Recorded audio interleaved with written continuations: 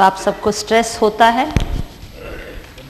Normal course में जब आप ऑफिस में काम करते हैं या फैमिली लाइफ में, पर्सनल लाइफ में, सोशल लाइफ में स्ट्रेस का एक्सपीरियंस करते हैं आप सभी? जो कहते हैं हम स्ट्रेस का एक्सपीरियंस करते हैं, can you raise your hands please?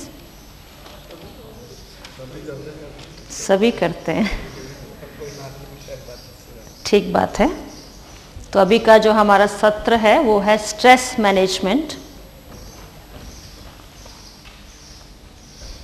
तो आप सबने ये बताया कि हम सबको स्ट्रेस का एक्सपीरियंस है। आप में से कोई स्ट्रेस को डिफाइन कर सकता है? What do you mean by stress?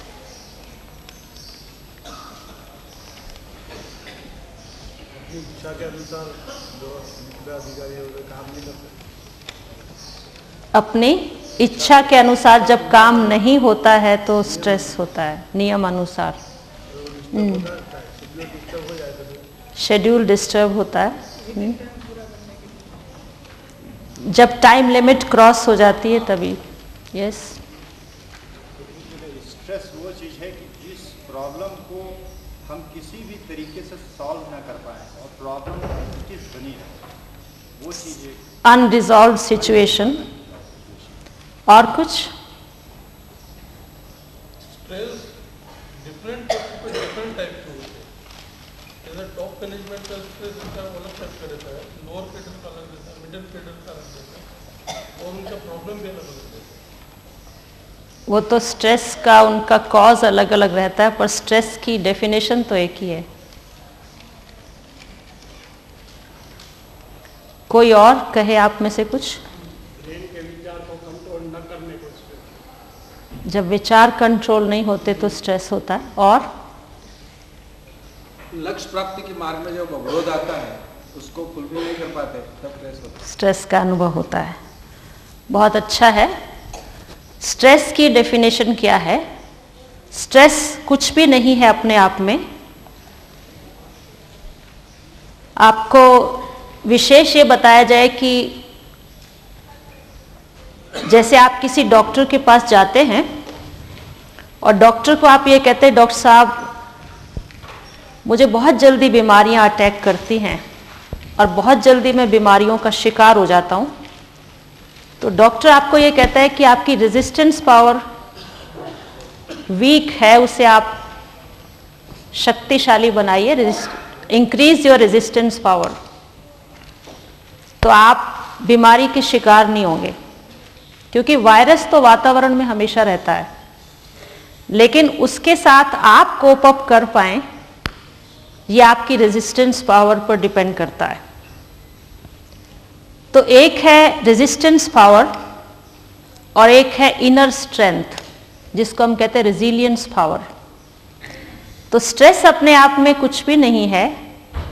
जब प्रेशर्स ज्यादा बढ़ जाते हैं और इनर स्ट्रेंथ्स उन प्रेशर्स के साथ कोप अप नहीं कर पाती, तो उसे हम स्ट्रेस का अनुभव करते हैं या स्ट्रेस कहते हैं।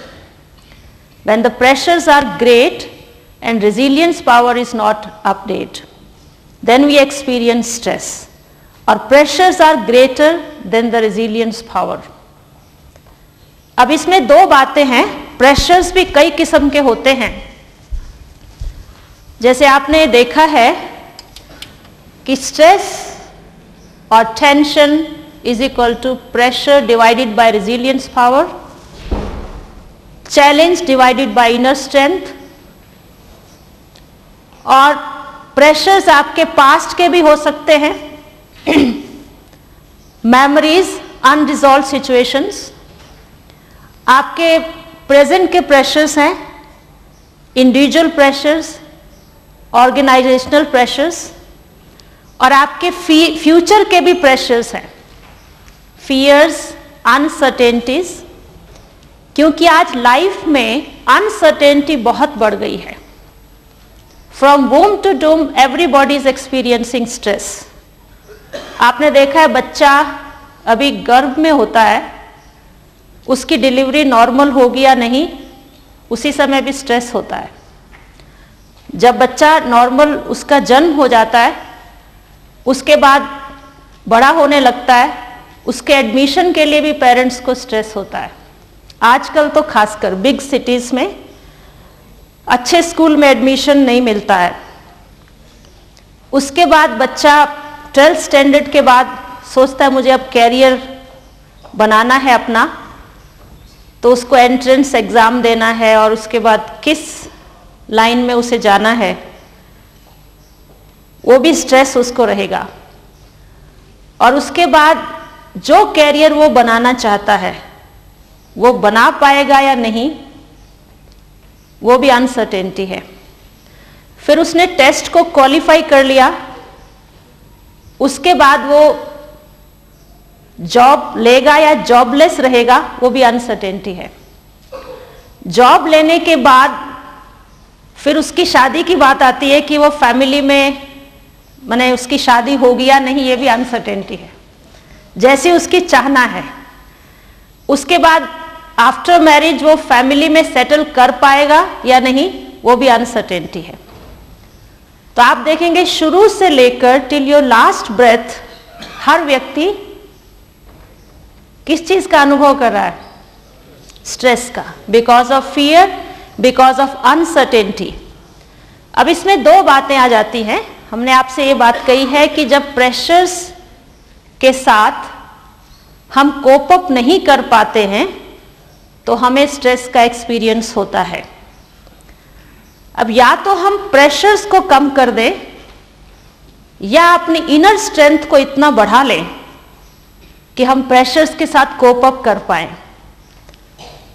अब आप ये जानते हैं कि प्रेशर्स को कम करना हमारे बस की बात नहीं है, क्योंकि ये बाहर से आते हैं। पर आंतरिक क्षमता को बढ़ाना, इनर स्ट्रेंथ को बढ़ाना, ये हमारे हाथ में है।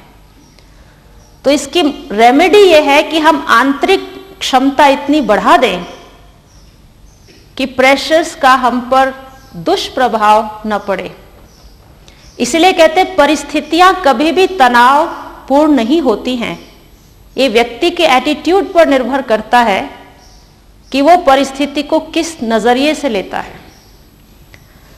इसलिए किसी ने बहुत अच्छा कहा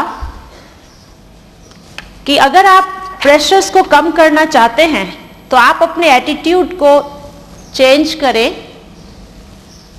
You may not be able to change the past, the traffic, the weather, market forces, what others do, the boss's attitude, rules and regulations of the organization, or even you may not be able to change your destiny, what other people will say, but you can change your attitude towards them. हो सकता है कि इस प्रकार के pressures आपकी जिंदगी में आते हों, लेकिन जब तक आप अपना नजरिया बदलेंगे नहीं, तब तक परिस्थिति तनाव की बनी रहेगी। तो सार ये निकला कि हमें क्या बदलना है? अपना नजरिया बदलना है, अपना एटीट्यूड बदलना है। तो आज हम ये जानेंगे कि थोड़ा सा आपको स्ट्रेस के बारे में बताना चाहेंगे। किसी ने बहुत अच्छा कहा कि 17th century was the age of enlightenment, 18th century was the age of reasoning, 19th century was the age of progress, and 20th century is going to be the age of stress, tension, anxiety and fear. अब 21वीं सदी क्या होगी उसका भविष्य तो आप सबके हाथ में है। अब हम इस पर अगर गहराई से विचार करें तो उसका मुख्य कारण क्या है? एक समय ऐसा था जब ये कहावत थी कि एक्ट लोकली, थिंक ग्लोबली। आप एक स्थान पर रहकर पूरे विश्व के बारे में सोचिए। और होता भी था जिसको हम वासुदेव कुटुंबकम की भावना कहते थे। लेकिन आज मनुष्य की जो विचारधारा है वो इतनी संकुचित हो गई है। हम विश्व से निकल के अपने देश में आए, राष्ट्र की तरफ, राष्ट्र से अपने स्टेट में, स्टेट से अपने डिस्ट्रिक्ट में, डिस्ट्रिक्ट से अपने होम टाउन में, होम टाउन से अपने विलेज में, विलेज से अपनी फैमिली में, और आज फैमिली कंसेप्ट खत्म होकर न्यूक्लियर फैमिली कंसेप्ट हो गया। और उसमें भी फिर self centred, totally self centred. और मैं तो ये कहूंगी कि आज मनुष्य अपने आप को देखना भी भूल गया है। We don't have time for self reflection.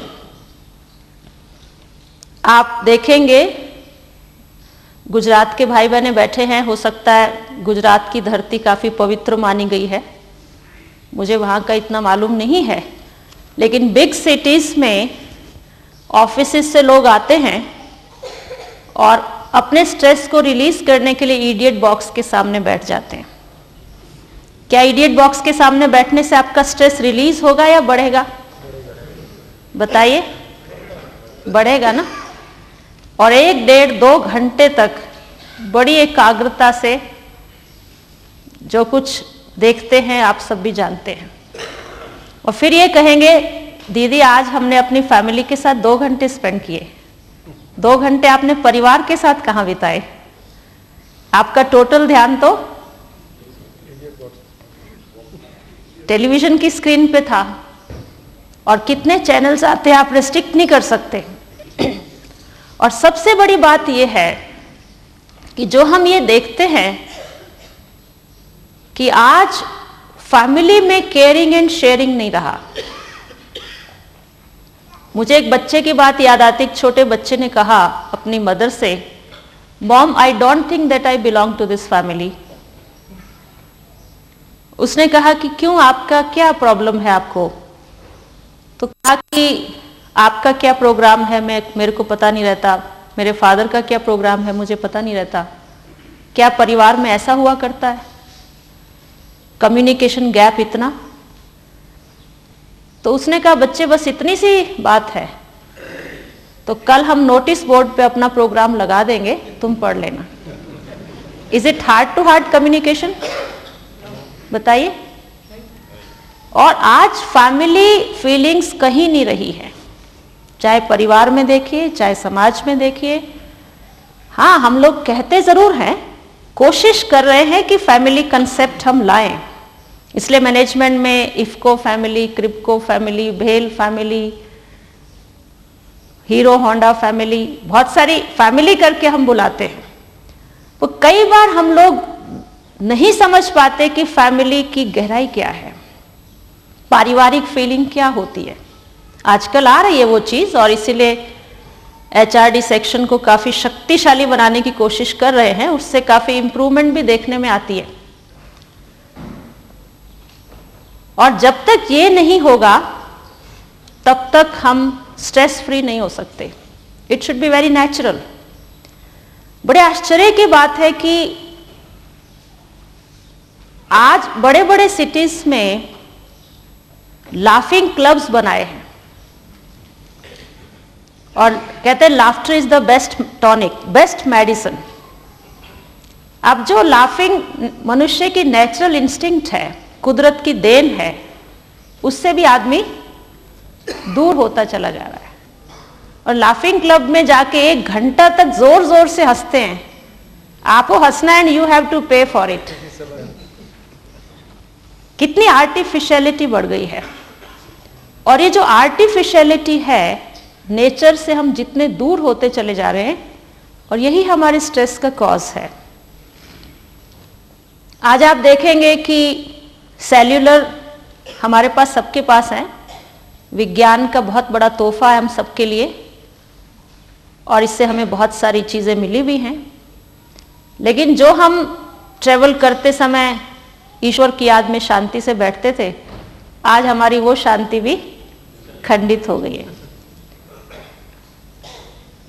ये प्रैक्टिकल एग्जाम्पल आपको दे रहे हैं कि एक कंपनी का मैनेजर बाथरूम में सेल्यूलर लेके गया हुआ था, और वो कार्डिक पेशेंट था। अचानक उसको ऐसी कोई न्यूज मिली, उसको टॉलरेट नहीं कर पाया, he immediately collapsed and died on the spot. Heart failure हुआ और एकदम उनकी डेथ हो गई। और काफी देर तक जब परिवार वालों ने देखा कि अंदर से कोई रिस्पॉन्स नहीं है, डॉक्टर को उन्होंने बुलाया and the door was forced open. जैसे ही उन्होंने डॉक्टर ने देखा तो उन्हें बताया कि आधा घंटा पहले इस व्यक्ति की मृत्यु हो गई है। See the consequences of science. ऐसे आपने मीडिया के बारे में भी देखा होगा, मीडिया से हमें बहुत ज्यादा इंफॉर्मेशन मिलती है, बहुत अच्छी बात है, लेकिन एक शक्तिमान सीरियल आया था ना, आपने देखा होगा। कई बार ऐसा देखा जाता है कि बच्चों के कोमल मन पर इन बातों का असर पड़ता है और वो उसको देख के कॉपी करते हैं और कई बच्चे अपनी लाइफ से हाथ धो के बैठते हैं। बहुत सारे ऐसे मिसाल हैं। तो ये सारे जीवन में हम अनुभव करते हैं कि शुरू से लेकर अंत तक हर व्यक्ति स्ट्रेस का एक्सपीरियंस कर रहा है। उसके पीछे कॉज क्या है?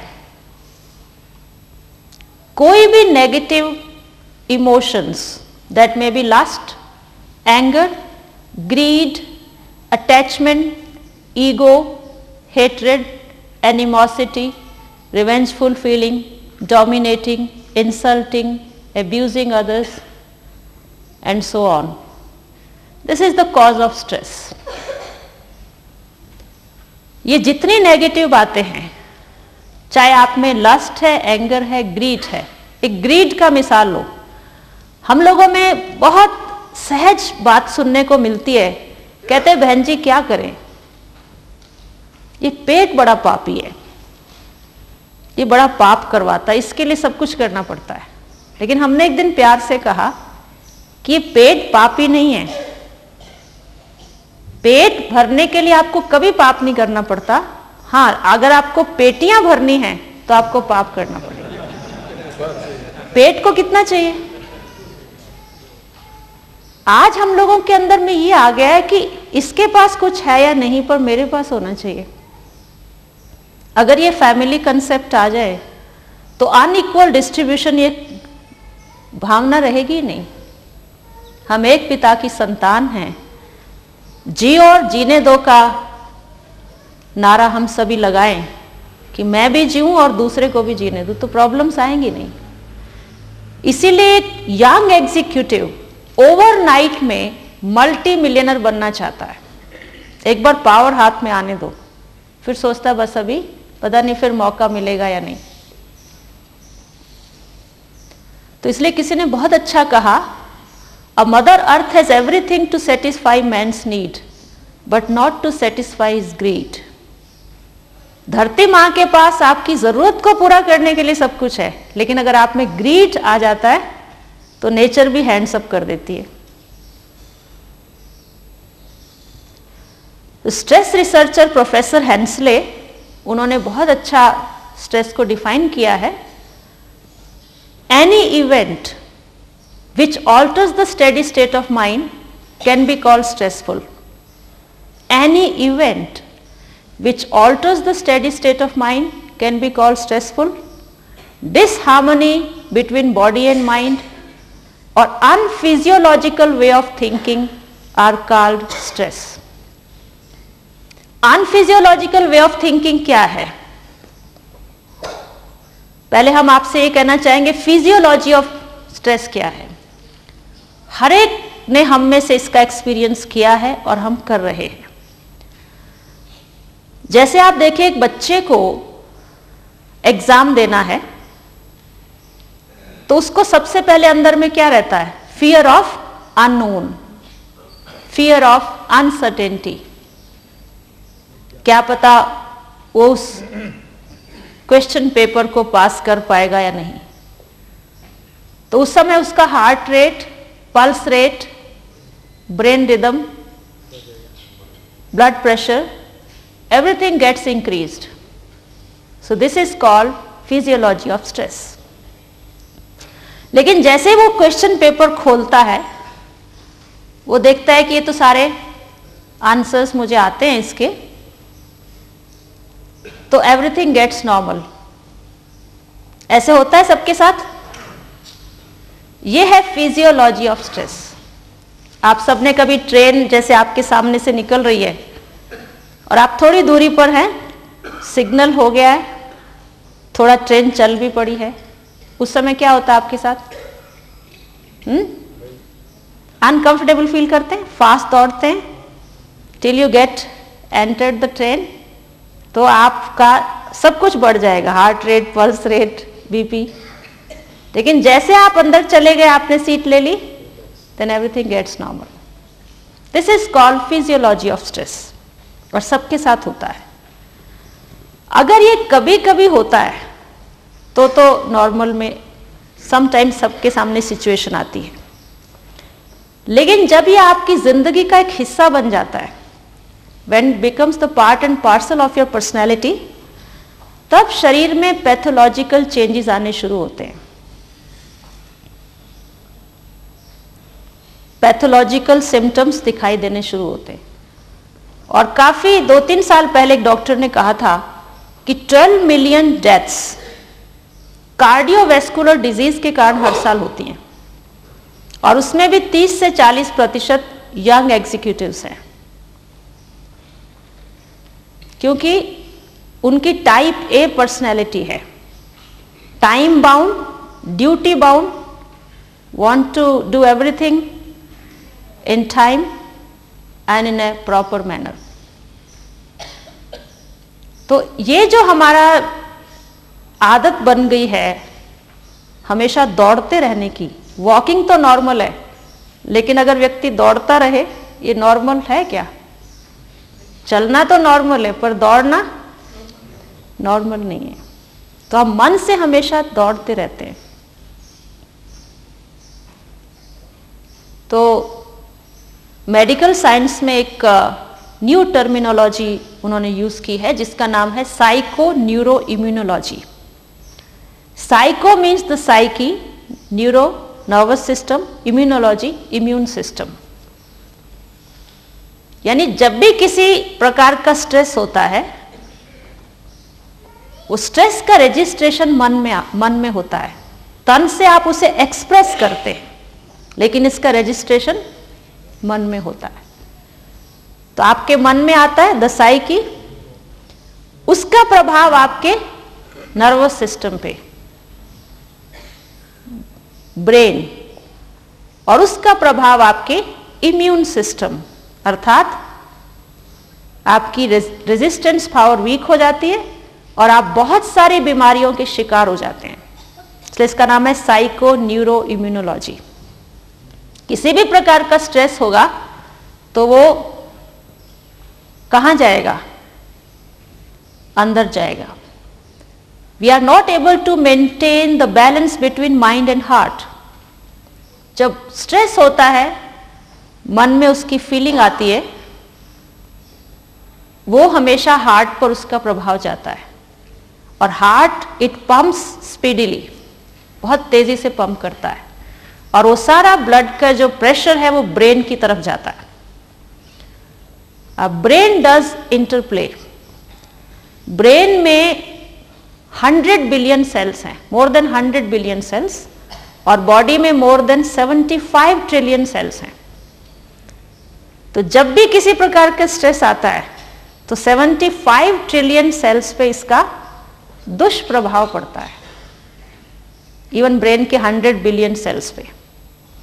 इसलिए मैं इसकी गहराई में नहीं जाऊंगी क्योंकि मुझे टाइम लिमिट दी गई है, पर सार रूप में हम ये कह सकते हैं कि जितने भी शारीरिक रोग हैं, ये कहा जाता है लगभग 80% रोग साइकोसोमेटिक है। So we have to treat the psyche first. थोड़ा सा एक मिसाल है, जब हम नेगेटिव सोचते हैं तो हमारे बॉडी से नेगेटिव टॉक्सिन्स निकलते हैं, और शरीर में लीवर टॉक्सिन्स को फिल्टर करता है। कुदरत ने हर चीज फिल्टर भी बॉडी में बना के रखा है, ताकि थोड़ी बहुत अगर हम गलती करें तो वो उसको कोप अप कर ले। जब भी आप किसी किस्म के ड्रग्स लेते हैं या अल्कोहल लेते हैं, तो वो लीवर के थ्रू फिल्टर होके ब्लड में जाता है। अब अगर हमारे अंदर नेगेटिव टॉक्सिन्स, नेगेटिव सोचने की आदत बढ़ गई है और टॉक्सिन्स लेवल को हम बढ़ाते जा रहे हैं, एशियन कंडीशंस में लीवर की फंक्शनल कैपेसिटी 15% वीक रहती है, मतलब इट वर्क्स अप टू 85%, क्योंकि वाटर बॉर्न डिजीज ज्यादा होते हैं। अब आपका लीवर पहले से ही कमजोर है और आपको नेगेटिव सोचने की आदत बढ़ गई है और आप टॉक्सिन्स का लेवल बढ़ाते जा रहे हैं और लीवर टॉक्सिन्स को फिल्टर नहीं कर पा रहा है, तो क्या होगा? जब ब्लड पंपिंग होती है तो वो टॉक्सिन्स भी ब्लड के साथ पंप आउट हो जाते हैं और शरीर के अलग अलग भागों में जाके एक्यूमुलेट होते हैं। अब हर एक व्यक्ति के शरीर का कोई ना कोई भाग कमजोर जरूर होता है। आप सोच लीजिए आपका कौन सा हिस्सा कमजोर है। किसी का हार्ट कमजोर है तो उसको हार्ट अटैक होगा, किसी का पैंक्रियास वीक है तो उसको डायबिटीज हो जाएंगी, किसी के लंग्स वीक है तो उसको अस्थमा हो जाएगा, किसी के इंटेस्टाइन वीक है तो उसको एसिडिटी या अल्सर हो जाएगा। मतलब कोई ना कोई बीमारी जब आती है तो शरीर का जो अंग कमजोर होता है उस पर टॉक्सिन्स जाके अपना प्रभाव डालते हैं। तो इसलिए अगर हम अपनी सोच को सकारात्मक बना लें तो काफी हद तक हम अपनी बीमारियों को क्योर कर सकते हैं। इसलिए एक अमेरिकन कार्डियोलॉजिस्ट का कहना है कि you can reverse your coronary blocks by changing your lifestyle and you must have practice of meditation. अगर आप अपना लाइफस्टाइल चेंज करें, आप मेडिटेशन की प्रैक्टिस करें, आप अपनी कॉर्नरीज जो ब्लॉक्स है उसको रिवर्स कर सकते हैं। और मैं आपको खुशखबरी सुना रही हूं, हमारे global hospital and research centre में एक डॉक्टर सतीश गुप्ता हैं, मुझे मौका मिला तो मैं आपसे उनको परिचित कराऊंगी। उन्होंने एक बहुत अच्छा सेंट्रल गवर्नमेंट के साथ मिलकर प्रोजेक्ट शुरू किया है जिसका नाम है CAD, coronary artery disease regression. जो भी आपके प्रॉब्लम है हार्ट से रिलेटेड, आप उसे रिवर्स कर सकते हैं अपने लाइफस्टाइल को चेंज करके और मेडिटेशन की प्रैक्टिस करके। और ये प्रोजेक्ट 100% सक्सेसफुल रहा है। काफी ज्यादा इसकी ख्याति दूर दूर तक पहुंची है और बहुत सारे लोग इससे बेनिफिट ले रहे हैं। अब हम अपनी बात पे आते हैं कि जब जब हमें स्ट्रेस होता है, आप सबने स्ट्रेस के कॉजेज बताए और उसका शरीर पर कैसे दुष्प्रभाव पड़ता है, थोड़ा सा हम आपको बताएंगे।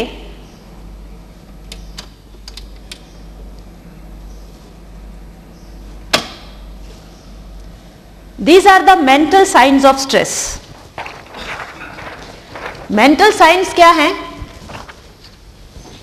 Tension, tightness, resistance, friction, anger, guilt, critical, tired. Tired आज एग्जीक्यूटिव्स के लिए एक टर्म यूज करते हैं, TATT, TATT, tired all the time. जब देखो वो थके हुए रहते हैं बिना किसी काम के, क्योंकि मन से हमेशा दौड़ते रहते हैं। Anxiety, evasion, reactive, discontentment, worry, impatience, apprehension. These are the mental signs of stress. और ये 12 साइंस हैं, 12 सिम्टम्स, जिसको मेंटल पल्स कहते हैं। आप में से तो नहीं है कोई इसमें, हैं? क्या कहेंगे?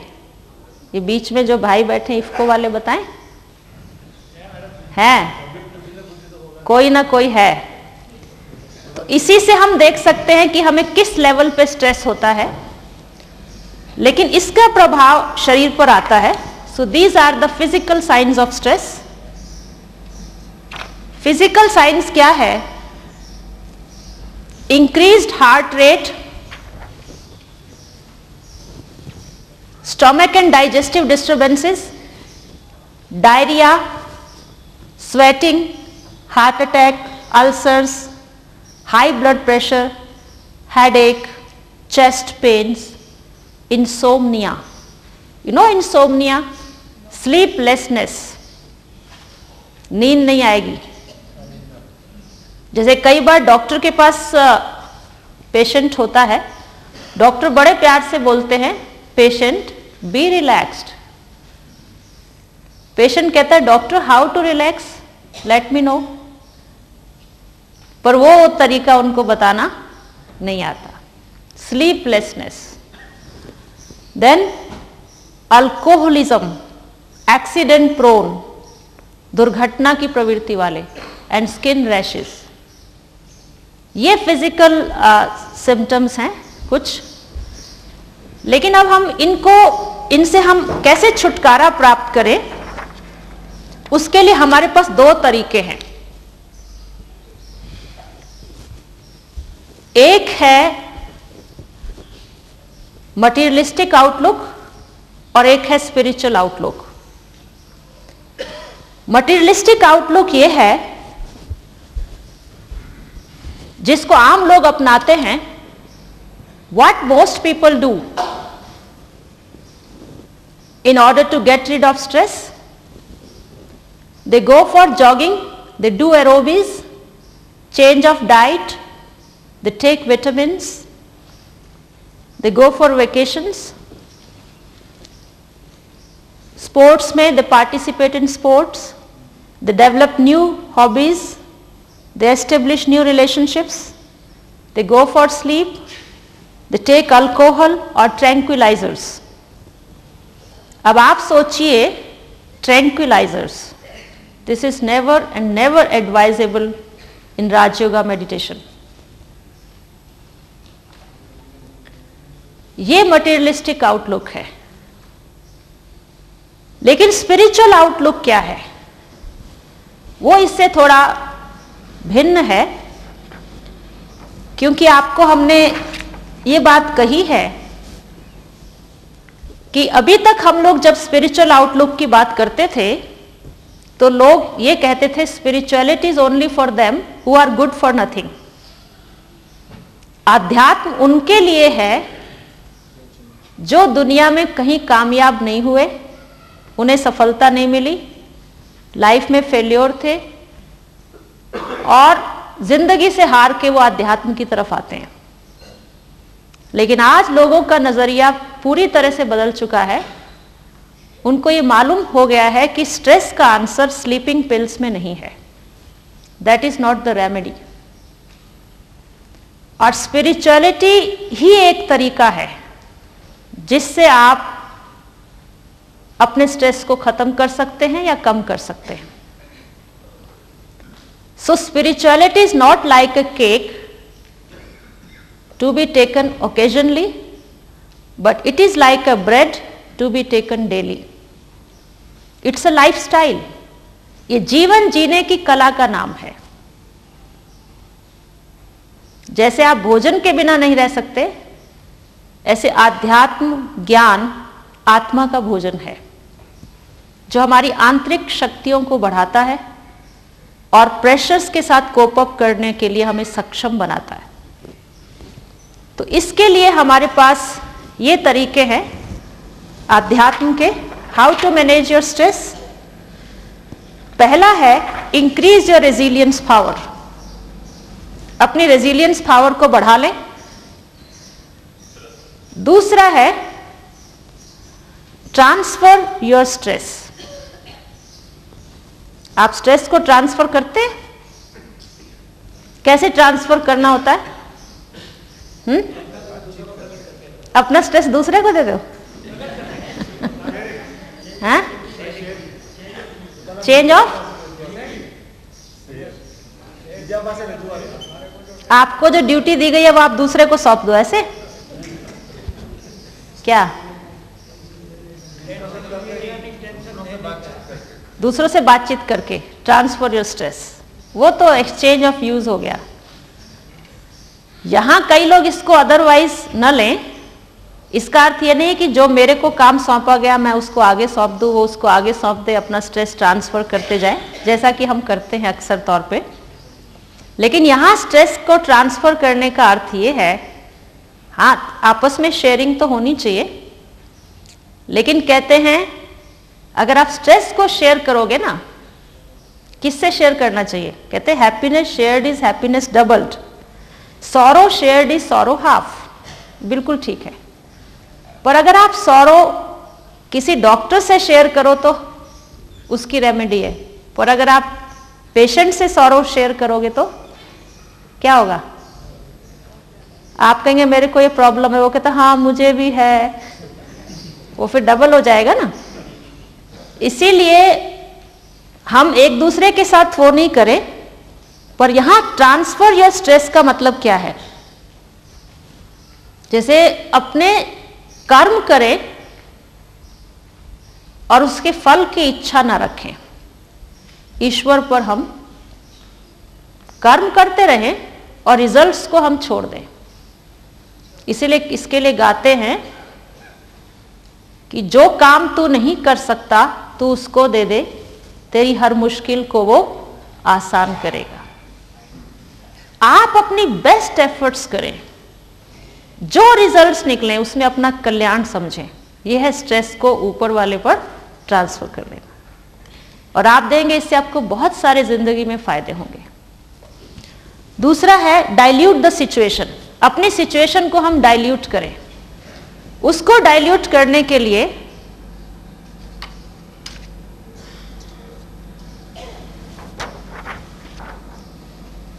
हमारे पास दो तरीके हैं, dos and don'ts. Dos and don'ts क्या है? पहले है चेंज योर एटीट्यूड। अपने एटीट्यूड को हम चेंज करें। हाँ मैं समझी। अच्छा इसको खोलना है ऐसे, ओके। Change your attitude. अपने एटीट्यूड को हम बदलें।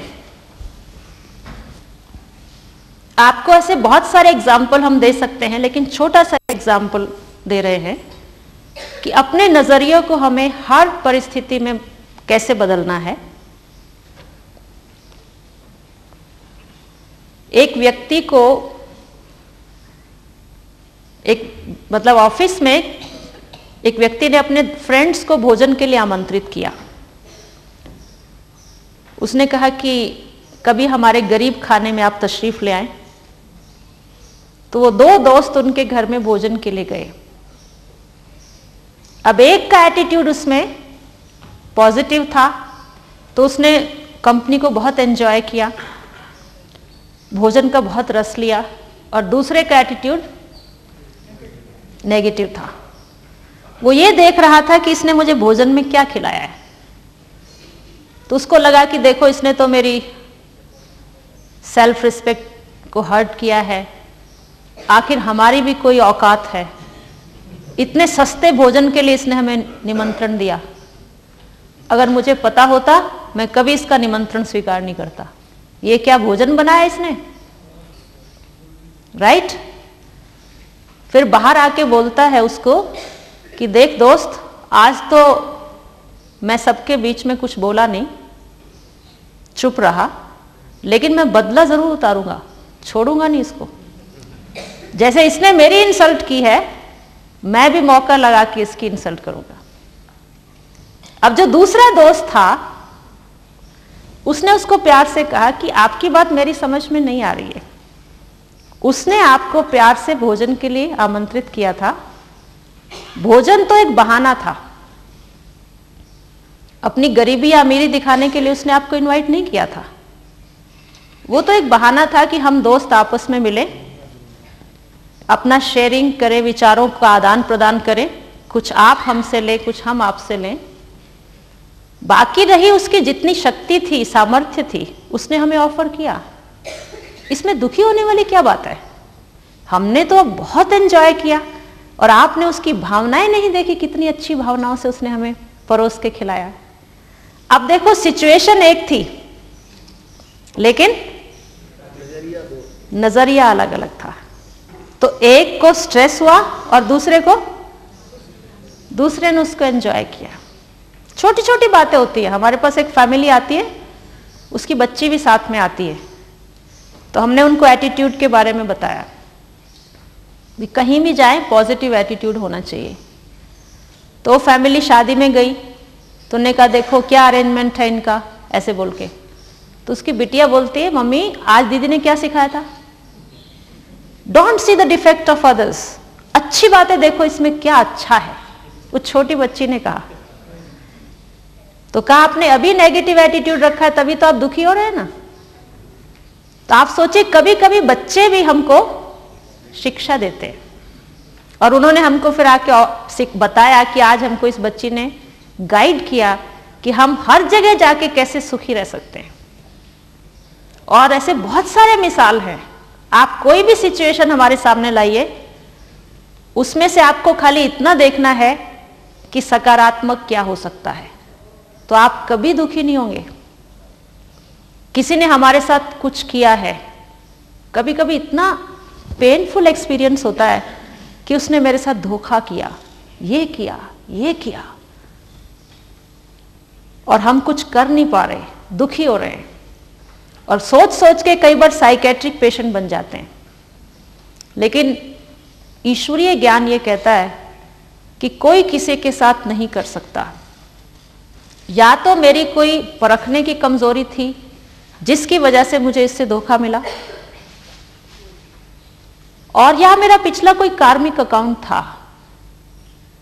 मुझे पास से लर्न करना है, फ्यूचर में दोबारा से मुझे इस प्रकार का बिटर एक्सपीरियंस जिंदगी में न करना पड़े, उसके लिए मुझे कॉशियस रहना है, सचेत रहना है।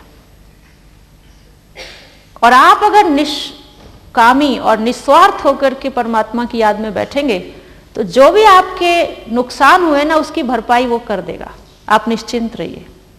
और एटीट्यूड को क्या रखना है, पॉजिटिव। बहुत सारे मिसाल हम दे सकते हैं, लेकिन हम किसी भी क्षेत्र में सदा ये सोचें, थिंक पॉजिटिवली। नेक्स्ट है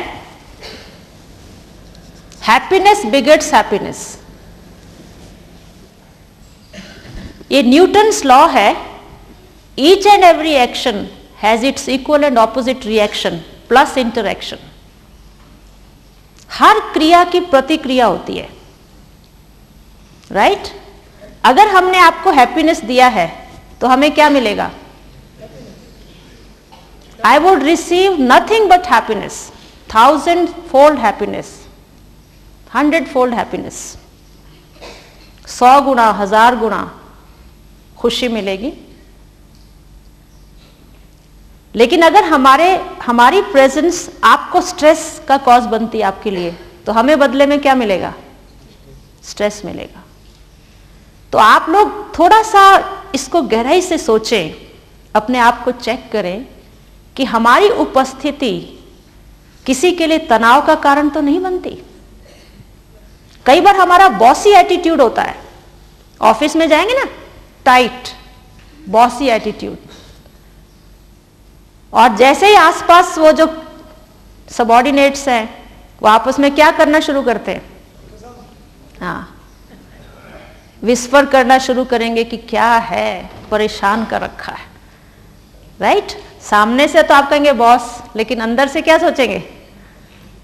और अगर वो पता चला कि 4 दिन छुट्टी पर है तो कहेंगे आनंद आ गया, ठंडी सांस आ गई। फिर कहते हैं इसकी ट्रांसफर भी नहीं हो रही। कहते हैं वैसे अपने बस की बात नहीं है इसकी ट्रांसफर कराना, ऊपर वाला इसे ट्रांसफर करा दे तो काफी है। अब देखो ये जो शब्द निकलते हैं, इसका मतलब हमारी प्रेजेंस किसी को स्ट्रेस का कॉज किसी के लिए बनती है। कई बार किसी के लिए नहीं, पर सबके लिए। इसका मतलब मेरे स्वभाव में कहीं रिजिडिटी है, फ्लेक्सिबिलिटी नहीं है। इसलिए मैनेजमेंट में आजकल, पहले होता था कि अपने रूम में बैठ के बेल देते थे, वहां पहुंचते थे, पर आज तो बॉस अपने सबऑर्डिनेट्स के पास जाके बोलता है hello how are you, shake hand करता है, क्योंकि फैमिली फीलिंग्स देने के लिए। You must be humble, you must be flexible. हमारी खुशी दूसरे को खुशी देगी। तो किसी के आने से तन मन पुलकित होता है और किसी के आने से स्ट्रेस होता है। तो हम ये पक्का कर ले कि मेरी उपस्थिति सबको खुशी दे, तब हम स्ट्रेस फ्री रह सकते हैं। अपनी नेचर को हम इतना सिंपल बनाएं, हमारी नेचर में एंगुलरिटीज ना हो। एंगल से चोट लगती है ना, कहीं एंगुलरिटीज हैं तो ही तो दूसरे को कष्ट होता है। सिंपल नेचर हो तब खुशी हम दे सकते हैं। नेक्स्ट है locus of control must be internal. आज सवेरे उषा बहन जी आपको बता रही थी कि कई बार हम अपना रिमोट कंट्रोल दूसरे के हाथ में देते हैं, लेकिन छोटी सी बात है कि हम यहां पर जब बैठते हैं, कई बार हम दृढ़ संकल्प करते हैं कि आज के बाद हम शांत रहेंगे, गुस्सा नहीं करेंगे। क्या रखा है गुस्सा करने में? यहां से बाहर गए क्या आ जाता है? कोई ऐसे सर्कमस्टांसेस आए तो आपको गुस्सा आ गया। तो बहन जी ने पूछा, भाई आप गुस्सा क्यों कर रहे हैं? कहते बहन जी मैंने गुस्सा थोड़ी किया, पहले इसने किया, इसने, फिर मैंने भी कर लिया। इसका अर्थ क्या हुआ कि इसने मुझे गुस्सा दिला दिया, तो मेरा लोकस ऑफ कंट्रोल किसके हाथ में चला गया? We are not puppets. आपने पपेट्स देखिए, वो उसको ऑपरेट करने वाला दूसरा होता है, वो विजिबल नहीं होता, खाली पपेट्स नजर आती हैं। हम भी कई बार मनुष्य के हाथ की कठपुतली बन जाते हैं। वो चाहे तो मुझे हंसाए, वो चाहे तो मुझे रुलाए। अगर कठपुतली बनना ही है तो भगवान के हाथ की बनो ना, मनुष्य के हाथ की क्यों? तो कोई भी व्यक्ति, वस्तु, परिस्थिति मेरी मानसिक स्थिति को विचलित न करे, इसका मतलब मेरा लोकस ऑफ कंट्रोल मेरे हाथ में है। नहीं तो आने वाले टिपिकल सर्कमस्टांसेस आपको सरवाइव करने नहीं देंगे। किसी ने बहुत अच्छा कहा कि tough times may not last but tough people do. हो सकता है टफ टाइम्स, टफ सर्कमस्टांसेस आपकी जिंदगी में ना आए, लेकिन टफ लोग आपकी जिंदगी में आते ही रहेंगे। आपको पहले से अपने को तैयार करना है कि उनके बीच में हमें अपनी मानसिक स्थिति को विचलित नहीं करना। नेक्स्ट है इंप्रूव योर कम्युनिकेशन स्किल्स। हमारी कम्युनिकेशन स्किल्स भी ठीक हो। जैसे हम घरों में आते हैं तो आप ऑफिस से घर में जाते हैं तो आप अपनी स्पाउस से क्या एक्सपेक्ट करते हैं? कि वो स्माइल दे, प्यार से रिसीव करे, चाय नहीं तो पानी का ठंडा गिलास ही पिला दे, यही चाहते हो ना, राइट? अच्छी तरह आपको रिसीव करे, उसी से आदमी खुश हो जाता है। लेकिन अगर वो अभी एंटर करते ही सारे दिन की कहानी, बच्चों ने जो जो किया वो आपको शुरू करे बताना, तो आपको कैसा लगता है? चलो उस समय आपको अच्छी तरह रिसीव करे, रात को जब आप स्ट्रॉलिंग के लिए जाते हैं तब वो कह सकती है कि ये आज बात हुई। तो इसका मतलब कम्युनिकेट करना बुरी बात नहीं है, बट किस समय कम्युनिकेट करना है, what to communicate, how to communicate, and at what time you have to communicate.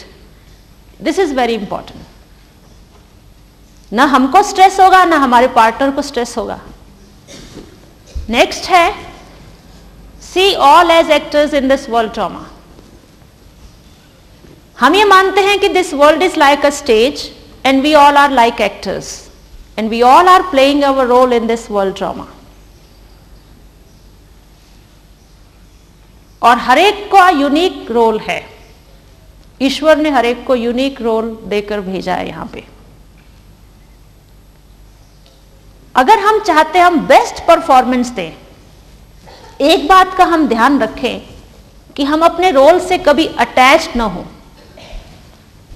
जिस समय जो रोल अदा करना है उस समय खाली अच्छी तरह से उस रोल को अदा करें, और जब आप वो रोल पूरा कर लेते हैं, दूसरे स्थान पर जाते हैं, तो प्रीवियस रोल से अपने को डिटैच कर लें।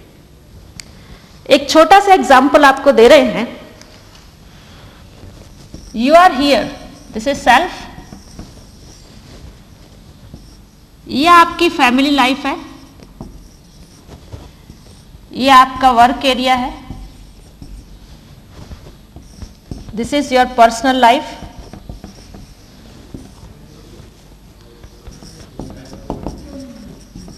लाइट ऑन करो, और ये आपकी सोशल लाइफ है। अब आप यहां पर हैं, यू आर हियर, यहां पर आप सेल्फ, यहां से आप वर्क प्लेस पे आते हैं। वर्क प्लेस पे हो सकता है आपका role senior manager, general manager, director marketing, कुछ तो आपका रोल होगा। यहां आप डायरेक्टर मार्केटिंग हैं, ओके। कई लोग हमको कहते हैं, आप कहते हैं you must be flexible, humble. अगर हम एकदम नम्रचित होंगे तो लोग हमारी फ्लेक्सिबिलिटी का नाजायज फायदा उठाएंगे। आफ्टर ऑल हम डायरेक्टर हैं तो हमें डायरेक्ट तो करना है। ये बिल्कुल राइट चीज है कि जब आप ऑफिस में हैं, you are a director, you must play your role as a director. आपने अपना डायरेक्टर का मास्क पहना है, राइट? लेकिन ये वाला मास्क डायरेक्टर का ऑफिस तक तो ठीक है, पर यहां से आप सीधे यहां आ गए और अपनी वाइफ के सामने आपने वही मास्क पहन के बात की, तो क्या होगा? डंडा होता है ऐसे। वो भी कहेगी देखो here I am director, you have to obey. ऐसे होता ही है। तो इसलिए यहां पर आपको डायरेक्टर का मास्क नहीं पहनना। यहां से आपको यहां आना है, फिर आप अपना मास्क उतारिए, फिर आप यहां आइए। बच्चों के सामने आए हैं तो फादर का मास्क पहनना है, पार्टनर के सामने आए तो स्पाउस का मास्क पहनना है। तो आप मास्क पहनना और उतारना न भूलिए। Change your mask according to the time, person and circumstances, तब तो आप बेस्ट परफॉर्मेंस देंगे। अदरवाइज अगर आप अटैच्ड हो गए रोल से, you would be insulted badly. एक छोटा सा एग्जाम्पल देते, ह्यूमरस एग्जाम्पल। कहते एक बार, आप लोगों ने रामलीला देखी होगी या देखते होंगे, जो हनुमान का रोल अदा करने वाला था ना, अचानक बीमार पड़ गया, तो उसकी जगह उन्होंने दूसरा एक्टर लेना था। तो वो कहने लगा कि मैंने तो कभी रोल अदा किया नहीं है पब्लिकली। उसने कहा कोई खास बात नहीं है, आपको जब रावण की कोर्ट में जाएंगे आप, तो आपसे लाउड वॉइस में पूछेंगे कि आप कौन हैं, तो आप उनको सिर्फ इतना कहें, श्री राम का मैं दूत हूं, हनुमान मेरा नाम, दैट्स ऑल। उसने कहा बस इतना कहना है? बस इतना ही कहना है आपको, this much you have to say. तो उसने ना उसको याद करना शुरू किया, श्री राम का मैं दूत हूं, हनुमान मेरा नाम है। फिर बाद में कहे हनुमान का मैं दूत हूं, श्री राम मेरा नाम है। फिर कहे oh I am really sorry, Ram का मैं दूत हूं, हनुमान मेरा नाम है। याद करता गया। लेकिन जैसे ही रावण की कोर्ट में गया, तो रावण ने उसको लाउड वॉइस में पूछा है तुम कौन हो? तो वो जो है ना नर्वस हो गया, और वो कहता है महाराज मैं घसीटू हलवाई। उसने कहा इसको घसीट के बाहर कर दो। अब आप बताइए कि वो he was not able to dissociate himself from his previous identity, इसलिए तो उसकी इंसल्ट हुई ना। अगर आप भी अपनी पीछे वाली आइडेंटिटी से अपने को डिसोशिएट नहीं कर पाओगे, तो वर्तमान में जो आपका रोल है आप बेस्ट परफॉर्मेंस नहीं दे सकते। फिर कई बार लोग कहते हैं दीदी इसने मेरी इंसल्ट कर दी, कोई भी आपकी इंसल्ट नहीं कर सकता, कहीं आपने मिस्टेक की होगी, या तो आप अपने प्रीवियस रोल से अटैच्ड होंगे, राइट? उस दिन बताया था, no one can take away your self respect unless you give it to them. तो हम लोग अपने को डिटैच करना ना भूलें, और जहां हम जाते हैं उसके हिसाब से हम रोल अदा करें। नेक्स्ट है translate problems into opportunities. Problem जिंदगी में एक बार दरवाजा नॉक करती है, बार बार नहीं। Sorry, translate problems into opportunities. समस्या को आप समस्या न देखें, लेकिन क्या देखें, आपके लिए अपॉर्चुनिटी है। और अपॉर्चुनिटी जीवन में एक बार दरवाजा नॉक करेगी, बार बार नहीं आएगी। आप इसे अवेल करें, ये ना करें, ये आपके ऊपर है। कई बार समस्या आती है, हम ये सोचें कि ये हमें शिक्षा देकर गई है, एक्सपीरियंस देकर गई है। हो सकता है छोटी सी बात या छोटा सा नुकसान आने वाले समय में हमें बड़ी दुर्घटना से सचेत कर दे और हम उससे बच जाएं। इसलिए कहते हैं कि चैलेंजेस को आप क्या समझिए, भगवान की तरफ से तोहफा या उपहार समझें। Failure is never final, every and is a beginning. Life is comedy for those who think, tragedy for those who feel. जिंदगी में अगर कोई फेल्योर आया, डोंट गेट नर्वस। एक सब्जेक्ट में फेल हुए हैं, जीवन से फेल नहीं हुए। हिम्मत नहीं हारो, और एक दिन आप अपने डेस्टिनेशन तक पहुंच जाएंगे। आपने श्री कृष्ण को देखा होगा, always he is seen in dancing pose. Dancing pose में दिखाते ना उसको, टांग पे टांग चढ़ी हुई, बंसरी पकड़ी हुई है। He was always in super senses joy. इंद्रियों के सुख से परे का सुख उन्होंने लिया। स्ट्रेस का एक्सपीरियंस जिंदगी में उन्होंने कभी नहीं किया। क्रिएटिव, डायनामिक, अलर्ट, एक्टिव थे। कोई भी समस्या आए तो हंसते हंसते उसे हमें पार करना है, न कि दुखी होकर के। नेक्स्ट है, remember that time is the greatest healer. सबसे बड़ी चीज है कि समय आपके लिए सबसे बड़ा हीलर है। कई बातें ऐसी हैं जिसमें समय घाव भरता है। कोई नियरेस्ट और डियरेस्ट की मृत्यु हो जाती है, उसके लिए उस समय कुछ भी ज्ञान समझ में नहीं आता, लेकिन जैसे जैसे समय पास होता जाता है, वक्त उसे भूलने में मदद करता है। Remember that critics are the best psychologist. Critics जो है आपका बेस्ट साइकोलॉजिस्ट है, जिसको आप लोग कहते हैं निंदक नियरे राखिए। जो निंदक हैं वो आपके लिए दोस्त है। नेक्स्ट है, focus one task at A time. जब भी आप कोई कार्य करते हैं तो एक समय में एक फाइल पर अपने को फोकस करें। घर का स्ट्रेस ऑफिस में नहीं, ऑफिस का स्ट्रेस घर तक नहीं ले जाएं। और एक ड्रॉ एक टाइम में खोलिए, उसको कंप्लीट करके फिर दूसरा खोलें, तो कभी आपको स्ट्रेस या कंफ्यूजन नहीं होगा। और आप इस तरीके से सोच सकते हैं, most important, important, least important. फिर किसको कितना समय देना है, उतना समय खाली उस पर ही फोकस करें, तो आपका काम भी होगा एक्यूरेट और स्ट्रेस भी नहीं होगा। नेक्स्ट है, चैलेंज योर ओन एजम्पशंस। अपनी एजम्पशंस को हम चैलेंज करें।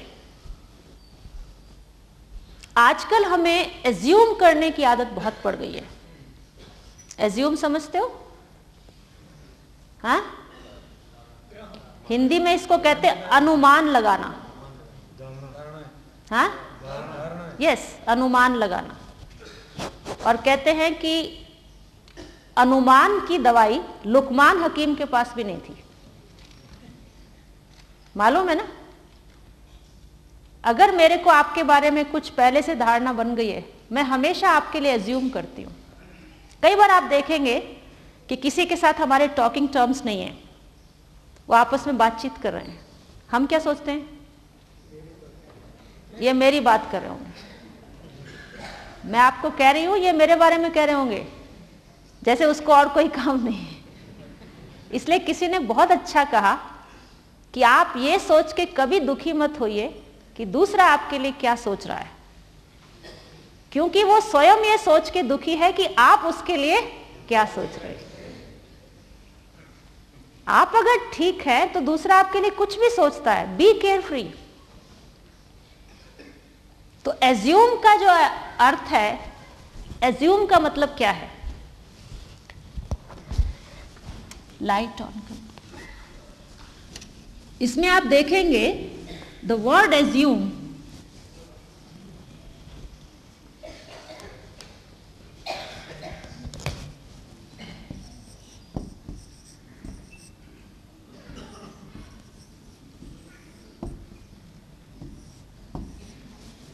ये क्या है, हाँ, यू और ये मी, बोथ आर एज। अगर हम एज्यूम करते हैं तो फिर दोनों किस कैटेगरी में आ गए? सो हमें ये प्रूव करना है, we must prove that we don't belong to this category. We are deities, we are going to be deities. आप कहेंगे बहन जी ये तो बहुत बड़ी बात कह दी, हम देवता बनने जा रहे हैं। चलो देवता की बात न कहें, सुपर ह्यूमन बीइंग कह दे, we are going to be super human being. तो आफ्टर ऑल हमारे अंदर ये चीज तो नहीं होनी चाहिए। इसलिए हम एक दूसरे के लिए ऐसा एज्यूम ना करें।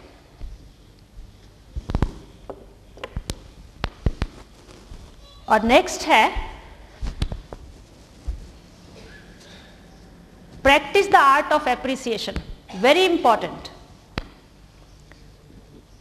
फैमिली में, वर्क प्लेस पे हम एक दूसरे को एप्रिशिएट करना सीखें। आता है एप्रिसिएशन, आता करना कि नहीं आता? कई बार क्या होता है हम डिस्क्वालीफाई करते हैं एप्रिशिएट करने की जगह। नॉर्मल कोर्स में क्या होता है, फैमिलीज में आप देखेंगे कि कई बार अपनी वाइफ से आपके अच्छी नहीं बनती है, बातचीत नहीं है, आप अक्सर करके कहेंगे देखो मिस्टर शर्मा की वाइफ कितनी अच्छी है और तू तो मेरे पल्ले पड़ गई है। अब वो भी आप देखो वो क्या कहेगी, उसको भी बहुत गुस्सा आता है। वो कहता है मिस्टर शर्मा भी तो बहुत अच्छे हैं, आप कैसे हैं? तो आपने क्योंकि उसको डिस्क्वालीफाई किया तो उसने भी क्या किया, राइट? तो हम हमेशा कई बार दूसरे से कंपेयर करते हैं।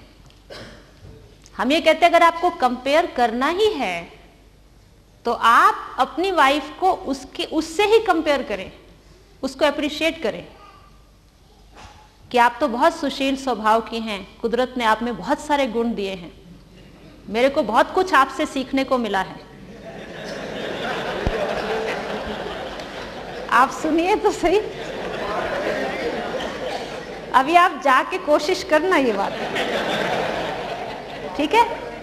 और अगर उसके अंदर कोई कमजोरी दिखाई भी देती है तो आप उसे प्यार से कहिए कि वैसे जो आज आपके अंदर ये बात है ये आपकी ओरिजिनल नेचर नहीं है, by nature you are very sweet, लेकिन ये वायरस कहीं बाहर से आया है और ये तो हम चाहते हैं नहीं होना चाहिए।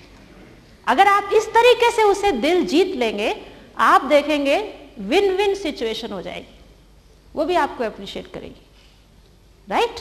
छोटी छोटी बातें हैं ये, हमें तो याद नहीं हमने किसी को डिस्क्वालीफाई किया हो, हमारी तो नेचर ही नहीं है, हमने अपनी कभी ऐसा संस्कार बनाया ही नहीं, थैंक गॉड।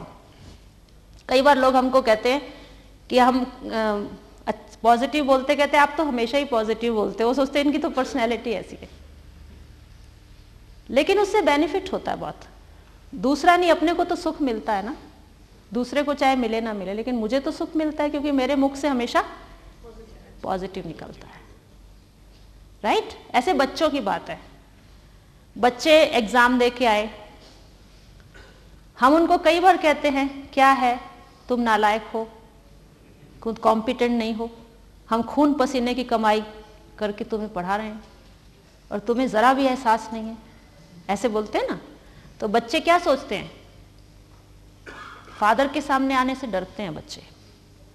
लेकिन अगर उसको आप ये कहो, चलो उसके कम मार्क्स आए हैं, उसको प्यार से अप्रिशिएट करो, कोई बात नहीं बच्चे, तुम्हारी मेमोरी बहुत अच्छी है, तुम्हारे अंदर बहुत अच्छी आदतें हैं, थोड़ी लैक ऑफ कंसंट्रेशन, इस बार आपके मार्क्स थोड़े कम आए हैं, और अगर आप थोड़ी सी एकाग्रता और बढ़ा लें, थोड़ी और मेहनत करें, आप रिकॉर्ड बीट कर सकते हैं, मुझे पूरी उम्मीद है।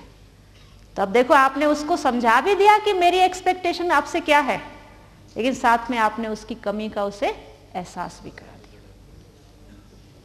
Always try to appreciate. Always हम लोग पहले से ही डिस्क्वालीफाई करें तो फैमिली में कहीं भी ठीक नहीं रहता ये। नेक्स्ट है B free and make others free. अब देखो ये कितनी इंपॉर्टेंट बात है कि हम सभी स्वतंत्रता चाहते हैं। चाहते हैं कि नहीं, बताइए, चाहते हैं? मानसिक स्वतंत्रता सबको पसंद है, लेकिन बड़े आश्चर्य की बात है कि हम दूसरे को स्वतंत्र रखना नहीं चाहते। हरेक को विचारों को व्यक्त करने की स्वतंत्रता है। हमें ये बहुत अच्छी ट्रेनिंग दी जाती है ब्रह्मा कुमारी आश्रम में, और आजकल जैपनीज स्टाइल ऑफ मैनेजमेंट में ये बताया जाता है कि पार्टिसिपेटिव डिसीजन मेकिंग, उसमें यूनियन लीडर्स भी होंगे, सब होंगे, वर्कर्स यूनिट भी होती है। भाई आप लोग बताइए आपके क्या विचार है, आप क्या चाहते हैं, मैनेजमेंट से क्या एक्सपेक्ट करते हैं आप, और उसको कोशिश करते हैं कि मैनेजमेंट उनकी बातों तक पहुंच सके। कई बार ऐसा होता है संभव नहीं होता पहुंचना, फिर भी आपस में ये कहते हैं कि ठीक है, आपका मशवरा बहुत अच्छा है, हम कोशिश करेंगे कि हम आपकी एक्सपेक्टेशन को मीट कर सके। चाहे आप नहीं भी कर पाए, लेकिन आप उस समय क्या करते हैं, बात को आप काटते नहीं हैं। क्योंकि जब आप किसी को एकदम से कहते हैं ना, you are wrong, 100% wrong, I don't agree with you, इसका मतलब आप उसको विचार व्यक्त करने की स्वतंत्रता नहीं दे रहे। एक छोटा सा ह्यूमरस एग्जाम्पल देती हूँ। स्ट्रेस मैनेजमेंट चल रहा है ना, कहते एक बच्चा था, यहाँ सारे गुजरात के भाई बहने बैठे, कोई एक दो पंजाबी भी होंगे, तो उसको बड़ी भूख लगी थी। उसने अपने फादर से कहा, डैड मुझे भूख लगी है, तो मुझे ये संतरे ले दो। वो कहता है, बेटे ये क्या है, ये संतरे थोड़ी है, ये तो संतरियां है, संतरियां। संतरे तो बड़े बड़े होते हैं, वो तो पंजाब में मिलते हैं। आगे जाके और आगे बढ़ा तो उसने केले देखे, उसने कहा पापा केले ले दो। कहता बेटे ये केले हैं, ये तो केलियां हैं, केले तो बड़े बड़े होते हैं, वो तो पंजाब में मिलते हैं। और जो जो वो कहता जाए ना, फादर उसकी बात को टालता जाए। उसको लगा कि पापा तो कोई बात भी मेरी नहीं मान रहे। अब उसने कहा ठीक है। फिर एक बार वो अपनी रिपोर्ट बुक लेके आया, उसमें ना 0 था। तो उसने कहा कि बेटे ये क्या 0? कहता पापा ये 0 थोड़ी है, ये तो जीरी है, जीरी। 0 तो बड़े बड़े होते हैं, वो तो पंजाब में मिलते हैं। उसके बाद वो बेचारा सोचने लगा क्या करें। फिर उसने उसको बोला कि देखो तुम इस तरीके से फादर की बात को काटना कब से सीखे हो? ऐसे थोड़ी करते बेटे, पापा को ऐसे बोलते हो? कहता पापा आप पापा थोड़ी हैं।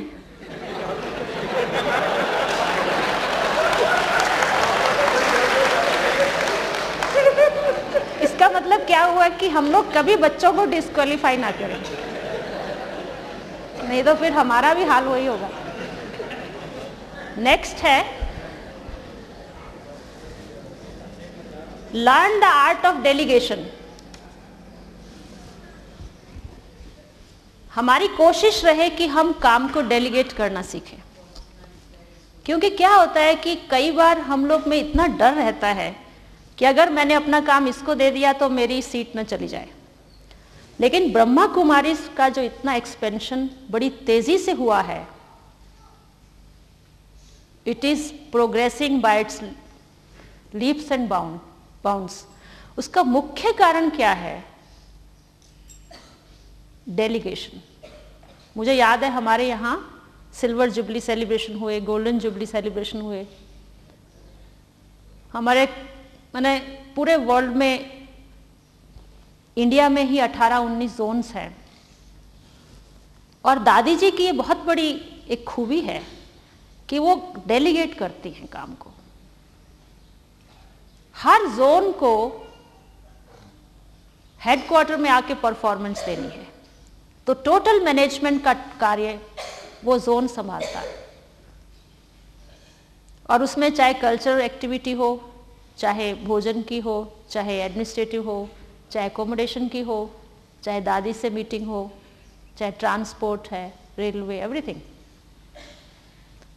तो उस समय मैंने नोट किया इतने अच्छे अच्छे सेलिब्रेशंस हुए। आज आपको एक भी सेलिब्रेशन करना होता है ना, एक, तो आप न जाने कितने लंबे समय से उसकी तैयारी करते हैं। और यहाँ पर हर तीसरे दिन नया सेलिब्रेशन, और हर एक की कोशिश रहती थी कि हमारा जोन इतनी अच्छी परफॉर्मेंस दे कि दादी से हमें एक बार फिर से सुनने को मिले, वेल डन, वेल डन। और एक से एक बढ़ के। और दादी was completely care free, completely, जैसे एक सेंट होता ना, इतना मतलब उनके चेहरे से खाली वाइब्रेशंस ही, प्योर वाइब्रेशंस लेके आप इंस्पिरेशन ले, इतना ही। अब जितना भी इतना अच्छा कार्य हुआ, उसका क्रेडिट अल्टीमेटली किसको जाएगा? लोग आके पूछते हैं यहाँ की चीफ एडमिनिस्ट्रेटिव हेड कौन है? तो डेलीगेशन से एक तो काम अच्छा होता है, दूसरा स्ट्रेस नहीं होता। तो हम सब ये सोच लें कि हमें अपने वर्क को डेलीगेट करना है। एक लीडर का बहुत अच्छा गुण है ये। नेक्स्ट है सी बेनिफिट इन एवरीथिंग। जो हुआ अच्छा हुआ, जो हो रहा है अच्छा है, और जो होगा अच्छा होगा। ये हम हमेशा अपने बुद्धि में पक्का कर लें। तीसरे नेक्स्ट है alter, avoid and accept. Remember the formula of 3 A's: alter, avoid, accept. Avoid क्या है? जैसे किसी ने आपको कुछ कह दिया, आप अवॉइड करें, उसको पलट के जवाब ना दें, रिएक्ट ना करें। You must act but don't react. ये सोच लें। कई बार किसी ने हमें कुछ डिफेमेशन दी या गलत शब्द बोला, आप तो मूर्ख हो। हम बदले में क्या बोलते हैं? आप तो महामूर्ख हो, ऐसे बोलते हैं ना। तो आप सोचिए, इसका मतलब मैंने ये एक्सेप्ट कर लिया कि मैं, तभी तो मैंने रिएक्ट किया ना। उस समय अवॉइड, अवॉइड, पता नहीं उसने किसको कहा है, मेरा नाम तो वो है ही नहीं। तो जब ये हम इस तरीके से अवॉइड करते हैं तो आप स्ट्रेस फ्री रहेंगे, बल्कि जिसने कहा है ना वो सोच में पड़ जाएगा कि ये तो डिटैच है, इस पर तो असर ही नहीं है। और हमें ये बहुत अच्छी बात सिखाई जाती है कि असर उसी पर आता है जिसमें कसर होती है। जिसमें कोई कमी होगी ना, उस पर जरूर असर आएगा। अगर मेरे अंदर परफेक्शन है तो मुझे किसी की बात का असर नहीं आएगा। और एक्सेप्ट, एक्सेप्ट कहाँ करना है? एक्सेप्ट का मतलब है कि कई रिश्ते ऐसे हैं जिसको आप अवॉइड नहीं कर सकते। जैसे घर में हस्बैंड वाइफ है, कई बार आपकी छोटी छोटी बातों में अंडरस्टैंडिंग नहीं रहती है, तो आप दुखी नहीं हुआ करें। जो एप्रिसिएशन है, आज से फॉर्मूला चालू करना वो, उसके बाद कोशिश करके फिर भी अगर हाथ नहीं आते हैं तो थोड़ा सा हम अपने आप को इस बात से तसल्ली दें कि कोई भी संबंध जुटता है तो जरूर पिछला कोई कार्मिक अकाउंट है। I have to accept, I have to bear my karmic account.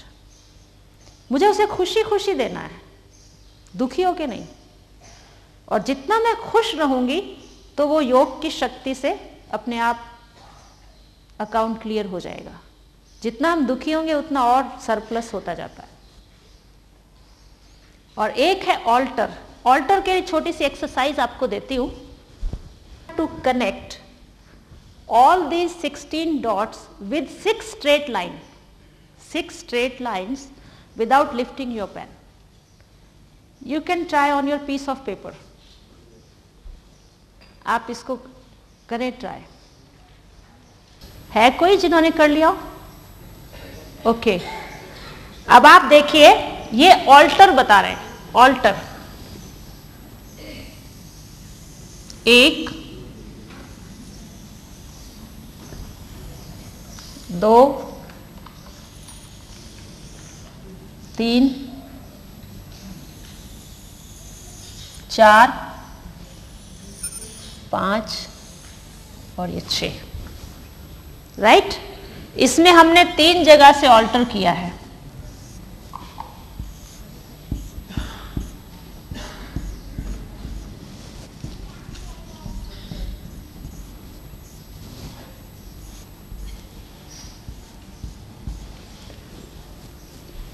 इसका अर्थ क्या है? यानी कई बार हम लोग जिसको कहते हैं ब्रेक योर साइकोलॉजिकल लिमिट्स, कई बार हमारी जो साइकोलॉजिकल लिमिट्स है उस लिमिट के अंदर रह करके हम प्रॉब्लम का सॉल्यूशन चाहते हैं, लेकिन उस लिमिट में उसका solution till your last breath है ही नहीं। तो क्या होगा? आपको क्या होगा? स्ट्रेस होगा, राइट? अब अंदर में अगर आप अंदर जो आपको लिमिट दी गई है डॉट्स की, उसमें अगर 6 लाइनों से आप मिलाओगे तो आप मिलाते रह जाओगे, लेकिन आपका कभी भी सॉल्यूशन नहीं निकलेगा।